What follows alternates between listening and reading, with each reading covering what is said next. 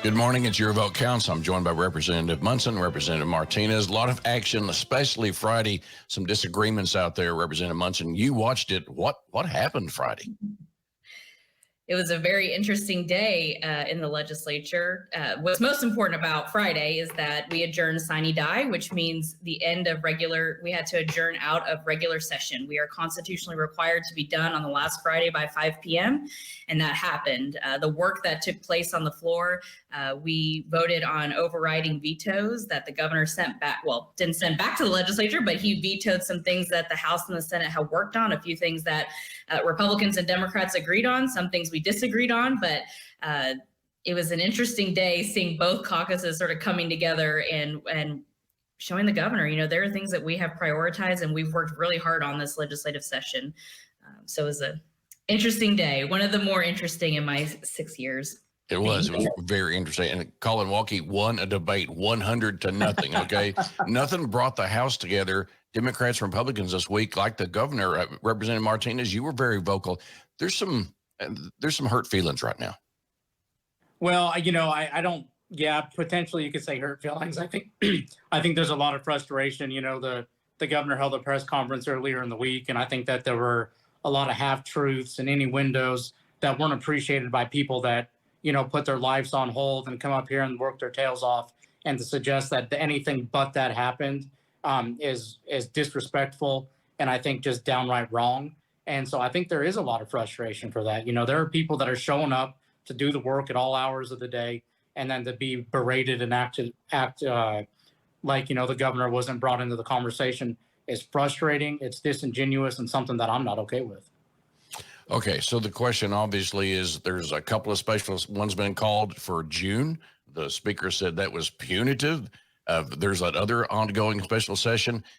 How can y'all get along? How can you get things done? What's next? Representative Martinez.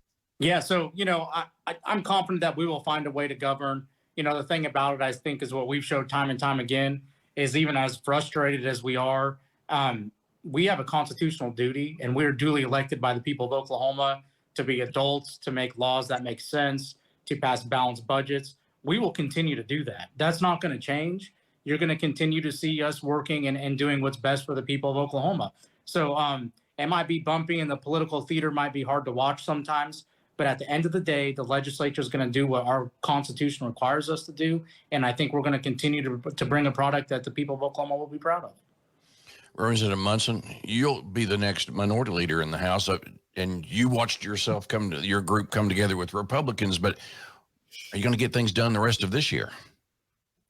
Yeah, the special session that's been called by the legislature, which Democrats and Republicans came together on as well, which I hope Oklahomans are appreciating this bipartisan work. I will say I'm grateful that we're coming in, even though I am going to be very busy with my own campaign and, of course, working with my caucus and during this next election cycle. But I'm also a member of the Joint Committee on Pandemic Relief Funding, and we've worked very hard to look at proposals, to meet with members in our community and all across the state to talk about the things that need to be addressed due to the pandemic. We have federal dollars that need to be spent, that need to be deployed in our communities, and the fact that the governor has done nothing is unacceptable. It's irresponsible. And so I'm glad that we'll be back in session to look over those proposals as a full legislature and have input and force the governor's hand here to really address the needs of our community and get these dollars out there.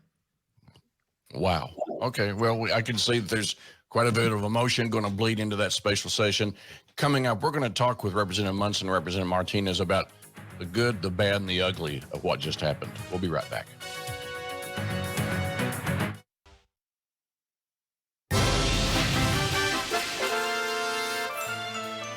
Well, we're back with Representative Ryan Martinez, Representative Cyndi Munson, and we're talking about the end of the second session of the 58th legislature. There's still activity coming. But let's start with you, Representative Martinez. What's the best thing that happened this session?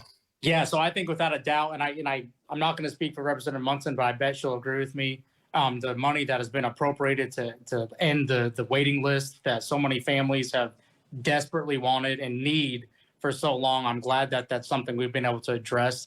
And something that I was proud to support, something that I think is a wonderful thing for Oklahomans and for families that need help. And so to me, there's no doubt about it that's the most exciting and by far the best thing that happened this legislative session. So he threw that one out there, the olive branches. Do you agree with him? Is that the best thing that happened this session, Representative Munson? I absolutely agree. This is something that I have been pretty passionate about and have tried to better understand as a legislator, and have worked really hard with my Democratic and Republican colleagues. I learned about the waiting list when I was knocking on doors. And so to be able to see actual change and real investment in the waiting list makes me very, very happy. These dollars will go towards increasing reimbursement rates. It's so important that we pay those who are providing services, that we pay them well. They are providing life-saving services for our constituents. And then, of course, getting those dollars to address the waiting list. We certainly have to continue to have close oversight and make sure those dollars are going where they need to, and that they stay with DDS. But I'm very proud of the work of the legislature, and this has always been something that Republicans and Democrats have been able to work on, and I'm very, very proud of that. So that was a great accomplishment by the legislature, something that's been coming for many, many years. But negative images stay in our mind a lot longer. So, Representative Munson, what's the worst thing, the bad that happened out there this session, in your opinion? You know, what's happened in the last couple of years that I've been most disappointed about is the constant attack on reproductive health care in Oklahoma. This year we passed and the governor signed the strictest anti-abortion bill in the nation. I have to tell you, I have heard from Republican pro-life women who have reached out to my office who are truly terrified about what the future looks like when it comes to reproductive health care. And what I hope is that we will realize what we've done. I think it's going to be a dangerous and dark time in Oklahoma for women.